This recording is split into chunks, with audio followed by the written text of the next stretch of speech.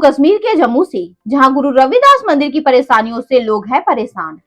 खबर के बारे में विस्तार से जानेंगे, उससे पहले लेंगे एक छोटा सा ब्रेक। ब्रेक के बाद जल्द हाजिर होंगे। खुशखबरी खुशखबरी खुशखबरी, बेरोजगारों के लिए खुशखबरी। जी हाँ, ई कॉमर्स के क्षेत्र में एक अनोखा खोज। Fast store. घर बैठे फोन घुमाकर लखपति करोड़पति बने। ना सुना ना सुनेंगे, सपना नहीं हकीकत है। घर बैठे कोई भी सामान बुक कर 1 घंटे में मंगवाएं। अनेकों पुरस्कार संग मासिक सैलरी पाएं। अधिक जानकारी के लिए www.faststoreincome.com पे आएं। ब्रेक के बाद आप सभी का स्वागत है। खबर जम्मू कश्मीर के तहसील बेरी पाटन गाँव कुलडबी से, जहां गुरु रविदास मंदिर में आने वाली संगत को होने वाली परेशानियों से निजात पाने के लिए प्रशासन से लगाई गई गुहार। गुरु रविदास के भक्तों का कहना है कि जहां पर एक शेड बनना चाहिए और पानी की भी समस्या है, पानी के साथ साथ रोड की भी परेशानी है और हम हर बार प्रशासन से यही गुहार लगाते हैं, लेकिन हमारी आवाज आज तक किसी ने नहीं सुनी। जो भी विधायक यहाँ आते हैं हमारी आवाज को सुनकर चले जाते हैं, लेकिन काम कोई नहीं करता। देखिए एरिया इंचार्ज रूपलाल की रिपोर्ट। मैं रूपलाल शर्मा, फास्ट न्यूज़ जम्मू कश्मीर।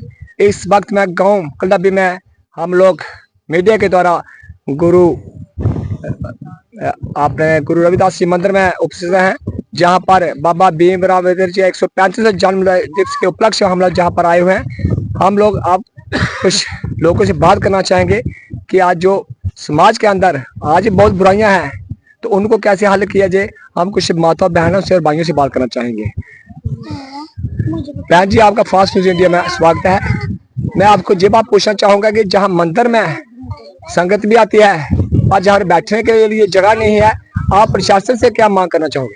ये देख लो जी, छोटे छोटे बच्चे अभी 11:30 हुए हैं, धूप में खड़े नहीं हुआ जा रहा। तो हमारी यही अपील है कि हमें कोई शेड मिले इधर मंदिर के लिए, जिसमें सत्संग हो और बच्चे, नौजवान, माइयाँ सब बैठ के सत्संग करें। ये प्रॉब्लम है हमें। और बहन जी, और जहाँ पर क्या क्या समस्या है इस मंदिर की? देखो, मंदिर की समस्याएं जो है हम बड़े टाइम से हम पहले भी रखते आए हैं और आज भी हम यही बोलेंगे कि सबसे पहले तो देखें, कहीं पे भी आप जाते हैं तो बैठने के लिए कुछ ना कुछ हमें जो है वो चाहिए सिटिंग। तो हमारा ये प्रशासन अगर हमारी बात सुन रहा है तो हमारा तो यही अनुरोध है कि वो हमें यहाँ गुरु घर में, हम अपने घर के लिए नहीं गुरु घर के लिए बोल रहे हैं कि हमें यहाँ पे एक शेड दे दें जो संगत के लिए हो, बाहर से आने वाली पब्लिक के लिए हो, ताकि बाहर से जो लोग में देखें। आप मौसम जो है वो 12 महीने एक जैसा नहीं रहता। गर्मी में धूप में नहीं बैठा जाता, सर्दी में ठंड में नहीं बैठा जाता। तो इन सारी चीजों का हल ये है कि हमें यहाँ पे एक प्रॉपर शेड दे दिया जाए बैठने के लिए। और दूसरा, यहाँ आने के लिए जो रोड की फैसिलिटी है, ट्रांसपोर्टेशन की अगर हम बात करें, गाड़ियों की भी प्रॉब्लम तो है ही है हमारे एरिया में। और हमारे गांव में कई सालों से जो है यहाँ पे कच्ची रोड है, बारिश हो बरसात हो, स्कूल जाने में बच्चों को बड़ी ज्यादा प्रॉब्लम्स होती हैं। हमें खुद इवन जो भी लोग यहाँ से अप डाउन करते हैं गाँव से, सबको बड़ी ज्यादा प्रॉब्लम होती है। तो हमारी प्रशासन से ये भी एक बहुत बड़ी मांग है कि जितना जल्दी हो सके हमारे गांव में, मेजॉरिटी हर जगह जो है, कोई ऐसा इलाका रहा नहीं है जहां रोड ना पहुंचा हो। तो हमारी भी यही प्रार्थना है, हम तो प्रार्थना ही बोलेंगे कि हमारे गांव को भी एक प्रॉपर जो है वो एक रोड मिलना चाहिए, ताकि एक चलने के लिए हमारे पास रास्ता प्रॉपर हो। देखें, रोड होगा प्रॉपर तभी हर चीज की बाकी जो फैसिलिटीज है हम उसका फायदा भी उठा सकते हैं। तो पहले तो ये हम यही बोलना चाहेंगे कि यहाँ गाँव कुलडबी में रोड होना चाहिए प्रॉपर पक्का। उसके बाद हमारे गुरुघर में शेड होना चाहिए प्रॉपर, जहाँ पे सारी जनता जो है, संगत जो है, यहाँ पे आके बैठे हैं, उनको किसी तरीके की कोई परेशानी ना हो। और उससे शेड के बाद अगर हम बात करें तो उसके बाद बात आती है पानी की, कि यहाँ पे एक पानी की भी प्रॉपर फैसिलिटी होनी चाहिए। या आप लोग टैंक प्रोवाइड करें, कुछ भी प्रोवाइड करें, तो ये प्रशासन तक ही है कि वो कैसे जो है हमारे गाँव की या हमारे लोगों की मदद कर सकते हैं। Deputy chief minister Surendra Chaudhary ji, हम लोग तो उनको जम्मू का मुख्यमंत्री बोलते हैं। अब सुरेंद्र चौधरी से क्या बात कहना चाहोगे? देखिए, हमारे इस एरिया के जो प्रॉपर शेड होना चाहिए गांव में, गांव की जो बेसिक नीड्स हैं जो प्रशासन के हाथ में, वो खुद आके यहाँ देखें और देखें कि कितनी सारी परेशानियां जो हैं आज के टाइम पे। देखें, आजाद हिंदुस्तान हुए कितने साल हो गए, तो जो परेशानियां नहीं होनी चाहिए आज भी हम उन परेशानियों का, कहते हैं ना कि पिछड़ा वर्ग, तो वो इसी वजह से ही है कि हमारे पास रोड नहीं है प्रॉपर। तो हम उनसे अनुरोध करना चाहेंगे कि वो यहाँ पे एक प्रॉपर रोड दे दें हमें, ताकि यहाँ जो भी यहाँ के गांव के लोग जो है परेशानियां फेस कर रहे हैं वो ना करें। हम लोग आपसे यही बात जानना चाहेंगे कि जब हमारे बाबा साहब पढ़ते थे, उस बात छुआछूत का इतना बड़ा भयंकर अत्याचार था हिंदुओं के ऊपर। जब भारत में मुगल आए थे, भारत में अंग्रेज आए थे, उन्हें हिंदुओं को जाति पात हुआ बांट दिया। इतना नहीं, जाति पाति कर भारत माँ के सभी टुकड़े हो गए। लेकिन बाबा साहब ने बहुत अत्याचार सहे, चाहे वो स्कूल में पढ़ते थे, चाहे वे कुएं में पानी पिया तो उसके साथ क्या हुआ। आप बाबा साहब के जीवन के विषय में क्या कहना चाहोगे? देखिए, बाबा साहब के जीवन की बात करें, आज हम यहाँ पे वैसे भी कुलडब्बी में 135वां जयंती जो है उनकी वो मनाई जा रही है। हमारे कुलडब्बी में क्या पूरे देश में बड़े हर्षो उल्लास से ये जयंती मनाई जा रही है। बाबा साहब की बात करें, देखें जब वो बचपन में विद्यार्थी थे ना, उन्होंने बड़ी सारी परेशानियों का सामना किया। वो स्कूल जाते थे, उनको स्कूल में सभी बच्चों के साथ नहीं बिठाया जाता था। तो देखिए, बहुत बड़ी बात है आज के टाइम पे अगर हम इतनी गैदरिंग में खड़े हैं, हमें कोई बोले नहीं भाई आप छोटी जात से बिलोंग करते हो, आप साइड पे हो जाओ, तो ये एक बड़ी दिल को चुभने वाली बात है। तो ये बातें अब आज हम सुनते हैं तो हमारे खुद रोंगटे खड़े हो जाते हैं। उनकी बदौलत ही हम इकट्ठा हो रहे हैं, समाज में सर उठा के चल रहे हैं। तो विद्यार्थी जीवन में उन्होंने बड़े कष्ट सहे हैं। उन्होंने अपने लिए कष्ट नहीं सहे, उन्होंने पूरे देश के लिए कष्ट सहे हैं। तो उनको अकेले बिठा दिया जाता था विद्यार्थी जीवन में। पानी पीने जाते थे, मंदिरों में जाने की अनुमति नहीं थी। पानी पीने जाते थे तो टैंक में हाथ लगाने नहीं दिया जाता था।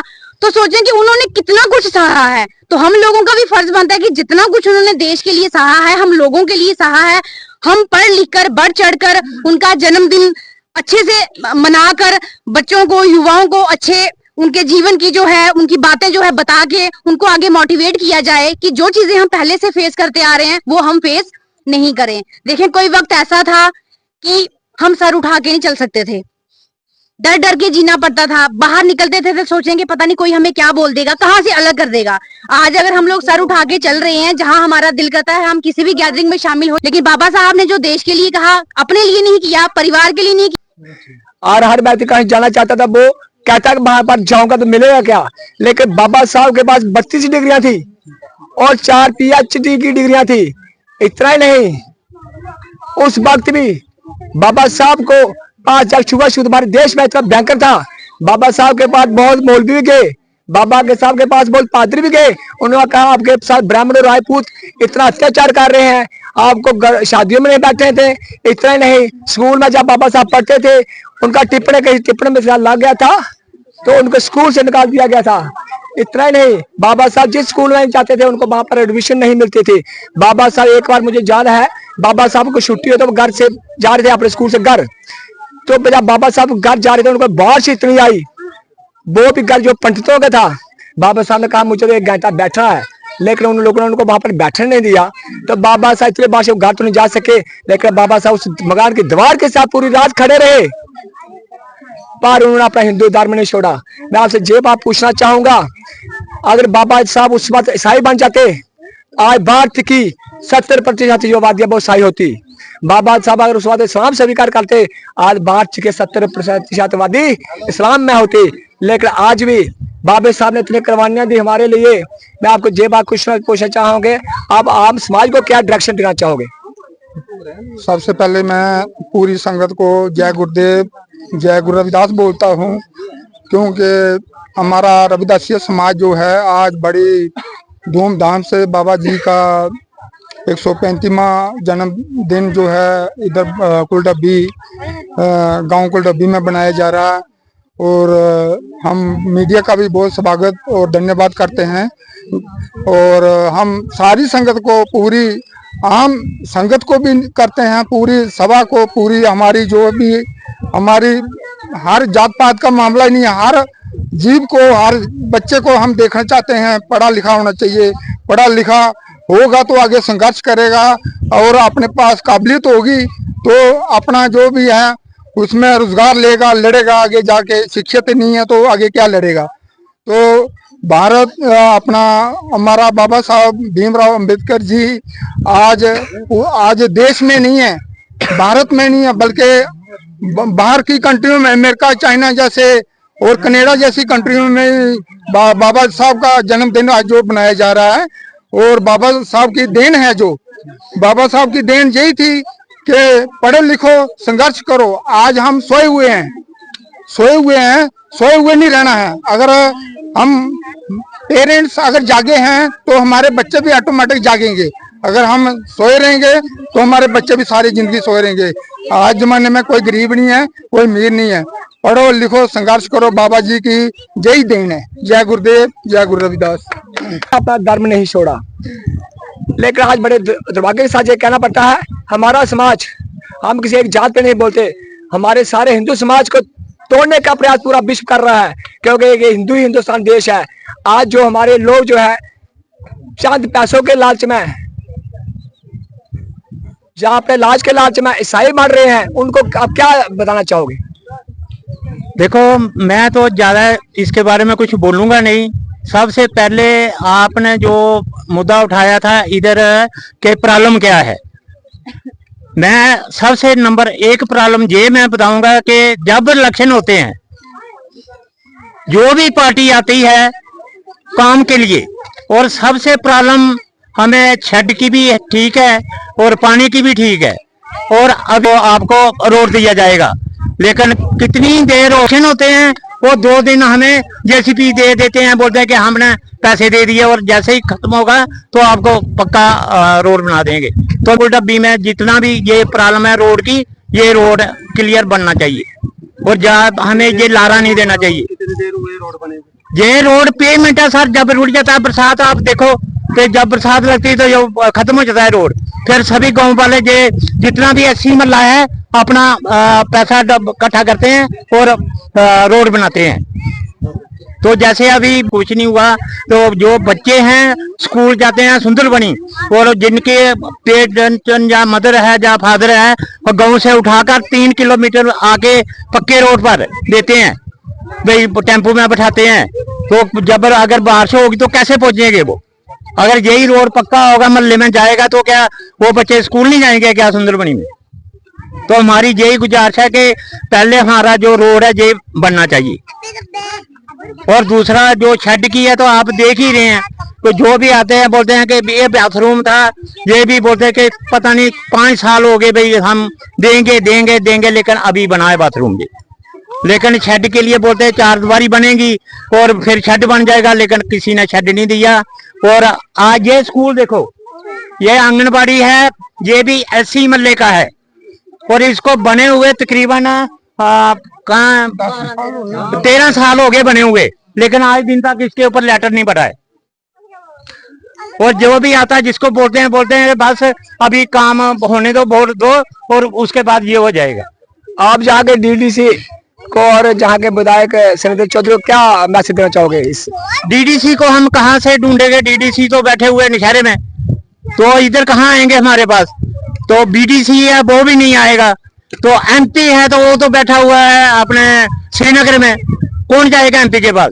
अगर हमें जम्मू के जहाँ सुंदरबनी के साथ मिलाया होता तो जो जम्मू वाला वो तो अगर नशहरे जाता तो हम रास्ते में सुंदरबनी पकड़ लेते थे, वो तो इधर जब आते हैं हमें पता ही नहीं चलता है, तो हम किसको बोलेंगे भाई हमें MP से मिलाओ?